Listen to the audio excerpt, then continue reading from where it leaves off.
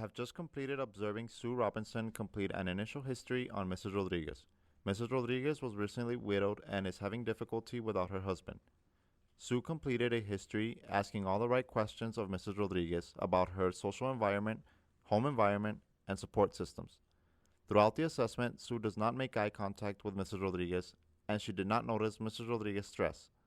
Because of this, she did not recognize the difficulties that Mrs. Rodriguez is having with her husband's death. I'm glad I had the chance to observe you taking Mrs. Rodriguez's history. We have a few minutes right now, so why don't I give you some feedback? I am really concerned about the way you handled the interview with Ms. Rodriguez. Oh, what did I do wrong? You always ignore the patient's psychological and emotional status.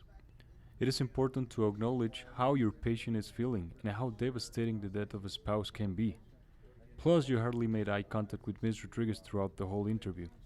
This is the first time you have told me this. I had a hard time with Mrs. Rodriguez because this is the first time I took a full history on my own.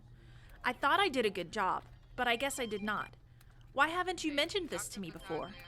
Well, I haven't personally observed it before, but I have read these comments from other providers, and staff were on the room during some of your interviews.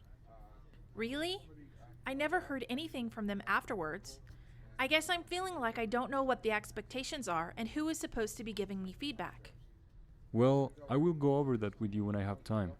For now, remember to address all aspects of the patient's social environment, home environment, and emotional state. Do you have any suggestions? Not now. I have work to do.